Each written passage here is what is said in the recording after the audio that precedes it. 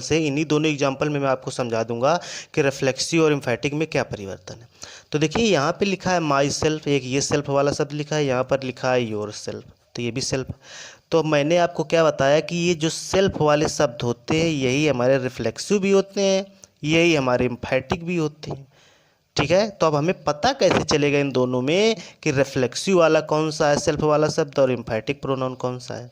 मतलब कहने का रिफ्लेक्सिव प्रोनाउन भी यही है, एम्फैटिक प्रोनाउन भी, इन दोनों में वही चीज़ है, लेकिन इनको हमें पता कैसे चलेगा कि इस एग्जाम्पल का रिफ्लेक्सिव है कि इस एग्जाम्पल का है, इसका एम्फैटिक इस एग्जाम्पल में यूज हुआ है कि इस एग्जाम्पल में एम्फैटिक यूज हुआ है।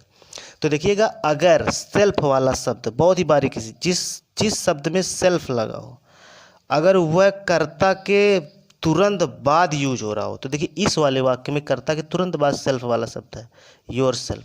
अगर कर्ता के तुरंत बाद, सब्जेक्ट के तुरंत बाद सेल्फ वाला शब्द आ रहा है, चाहे वो माई सेल्फ हो, चाहे योर सेल्फ हो, चाहे आवर सेल्फ हो, चाहे देम सेल्फ हो, कोई भी चीज़ हो, कर्ता के तुरंत बाद अगर सेल्फ वाला शब्द आता है तो वो हमारा एम्फैटिक प्रोनाउन कहलाता है। क्या कहलाता है? एम्फैटिक प्रोनाउन। आया समझ में? बहुत ही मोस्ट इंपॉर्टेंट चीज़ आपको बता रहा हूँ मैं, बहुत ध्यान से समझिएगा। अब जैसे एग्जाम्पल आपके कई सारे लिखे हों और कोई कह दे कि बताइए इनमें एम्फैटिक कौन सा प्रोनाउन है और रिफ्लेक्सिव, तो आप कैसे समझेंगे? वो इसी एग्जाम्पल में मैं आपको समझाऊंगा, इन्हीं एग्जाम्पल में।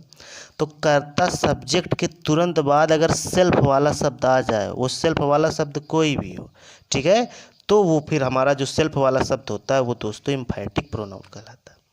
और अगर कर्म के रूप में सहायक क्रिया या मुख्य क्रिया के बाद कहीं सेल्फ वाला शब्द आया हो तो वो हमारा रिफ्लेक्सिव प्रोनाउन कहलाता है। क्या कहलाता है?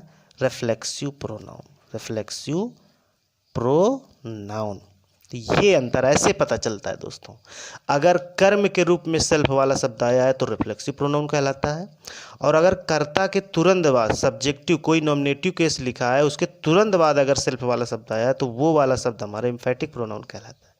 ठीक है, यहाँ देखिए कर्म के रूप में सेल्फ वाला शब्द है, यहाँ पर कर्ता के तुरंत बाद है। ठीक है, तो कर्ता के तुरंत बाद आए तो एम्फैटिक, और अगर कर्म के रूप में आए, सहायक क्रिया या मुख्य क्रिया के बाद कहीं आए, तो वहाँ पर भी वो रिफ्लेक्सिव प्रोनाउन बन जाता है।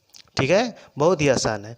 और हमेशा ये चीज़ भी ध्यान रखिएगा, जो सब्जेक्ट होता है वही उसका रिफ्लेक्सिव बनता है।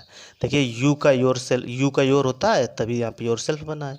ये देखिए आई का माई होता है तो इसी वजह से यहाँ पे माई सेल्फ लिखा है। तो ये जो रिफ्लेक्सिव प्रोनाउन होता है, और यह जब ये एम्फैटिक प्रोनाउन, चाहे वो रिफ्लेक्सिव प्रोनाउन हो चाहे एम्फैटिक प्रोनाउन हो, ये बनते सब्जेक्ट से ही, अपने सब्जेक्ट से। जिस वाक्य का, जैसे यहाँ पर इस वाक्य में रिफ्लेक्सिव प्रोनाउन ये लिखा हुआ है तो ये बना कहाँ से? अपने कर्ता से बना हुआ है। ये योर सेल्फ कहाँ से बना है? अपने कर्ता से। क्यों? क्योंकि ये जो रिफ्लेक्सिव प्रोनाउन होते हैं ना, एम्फैटिक प्रोनाउन, इनका काम पूरा कर्ता पर दबाव डालना होता है, कर्ता के हिसाब से काम होता है इनका। ठीक है, रिफ्लेक्सिव प्रोनाउन में अब ध्यान दीजिए, रिफ्लेक्सिव जो प्रोनाउन होता है दोस्तों उसका अर्थ होता है स्वयं। कुछ भी यहाँ पे सेल्फ वाला शब्द होगा, अगर रिफ्लेक्सिव प्रोनाउन है तो उसका अर्थ होगा स्वयं। और जो एम्फैटिक प्रोनाउन होता है दोस्तों उसका अर्थ होता है स्वयं ही। क्या होता है उसका अर्थ? स्वयं ही।